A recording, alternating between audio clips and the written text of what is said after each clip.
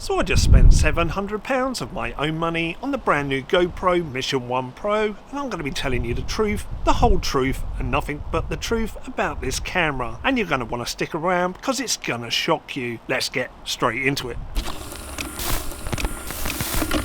Yep, that's right, I spent £700 of my own money to see if this new GoPro Mission 1 Pro really is the best action camera on the market.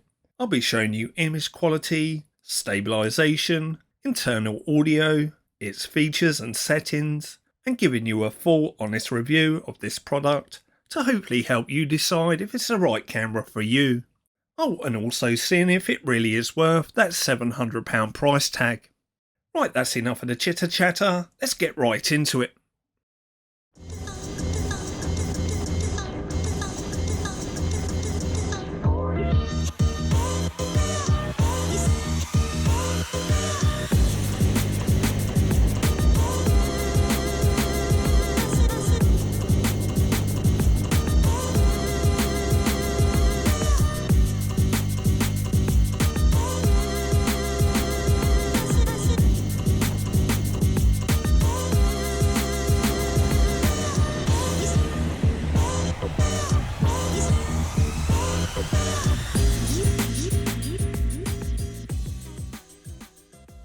So all them clips you saw there are filmed obviously using the GoPro Mission 1 Pro.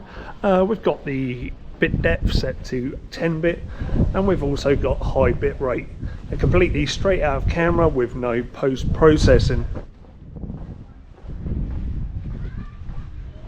Now we've made it to right here, I'm going to do some filming around here, show you the quality you get from this camera, and also do some vlogging showing you the sound quality that you can expect from the internal microphone. So I'm going to quickly stop the video and say yes, that is the internal sound quality of the GoPro Mission 1 Pro, and yes, it is that bad. I was using it on a selfie stick just like this, about 1 foot away from my face, and that is the audio quality you get from this £700 camera. It's really not good enough. Now I did have the previous GoPro Hero 13, the Hero 12, oh no I didn't have the 12, I skipped that one because all it done was come with speckles on the body. But I did have the 11, and I also had the Hero 10. Now all three of them cameras I had to return for one reason or another, overheating, crashing. But yeah, hopefully now GoPro have fixed the Mission 1 Pro, and I'll let you know if I have any issues. Now I'm watching this back at the same time as you, as this is the first time out with the Mission 1 Pro. As you'll see as we progress through the video, I'll be giving you my thoughts and experiences with this camera. Now GoPro was the original action camera, but with their latest releases they lacked innovation and constantly crashed and overheated, and that was where DJI and Insta360 overtook them in my opinion as the best action cameras on the market.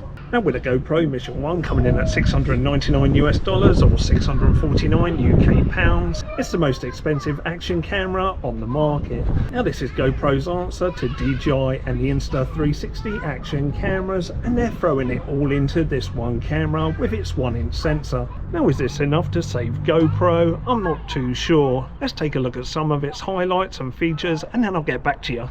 So what makes the Mission 1 Pro stand out is its 1-inch 8K sensor that can record up to 30 frames per second. It can also record 1080p up to 960 frames per second for a duration of 10 seconds. Now one area GoPro have always been good is in stabilization, so let's take a look at the stabilization in the Mission 1 Pro.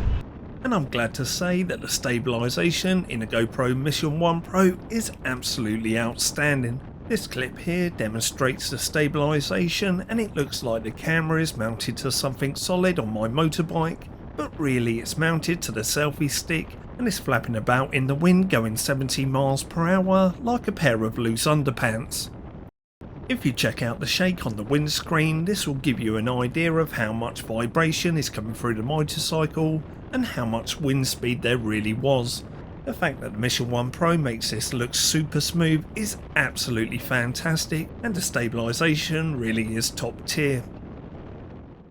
Now one feature that has been upgraded on the Mission 1 Pro over the Hero 13 is the UI system built into the camera, how you access all your settings. but just playing around with it, it's still not as intuitive as, say, Insta360s or DJIs. It's still very clunky. Yep, the updated user interface on the Mission 1 Pro is still poor in comparison to other action cameras. Now it's better than previous generations of GoPros, but still needs a lot of work in my opinion. Simple things like not being able to disable the quick switch button, which leaves you changing mode by mistake, could easily be resolved. Changing the resolution or frames per second, which you would think is swiping left due to the information being displayed, actually brings up the different camera modes. Or changing your recording setting, which you think is swiping up, again due to the information being displayed, brings up your previous recorded clips. And let's not even get started on the front screen, which still lacks any type of touchscreen. Now the camera does come with a different video mode called vlogging mode. Let's switch over to that and see how it looks. And whilst we're here, let me know what you think to the video quality and obviously the colours being produced by this camera in the comment section down below. Oh, let me know also what you think to the internal sound quality. Right, I don't know what this vlogging mode's exactly doing, but hopefully it's making me look absolutely fantastic. Oh, I'm going to get run over, let me get out of the road. What's the background bokeh like at the minute? Because obviously I've not seen the footage. Let me know what you think to the bokeh in the background from the camera.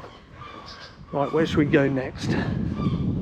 So this is it now in vlogging mode, and let me know if you can see any difference. I'll keep it in this mode until I tell you I've changed back.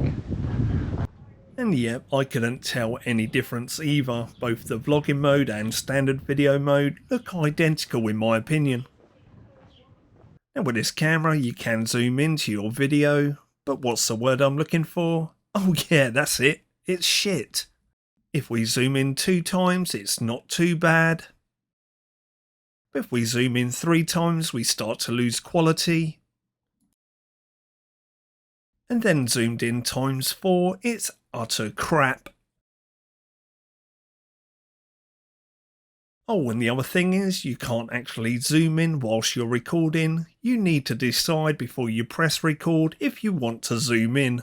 Yep, you heard that right. You have to decide before you press record if you want to zoom in or not. There's no way of zooming in once the camera has started recording.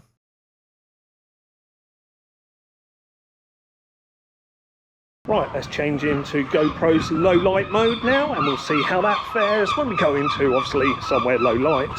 And yep, finally, GoPro has included a low light mode in the Mission 1 Pro. The one mode that has been missing from their GoPro lineup for years, they've finally introduced.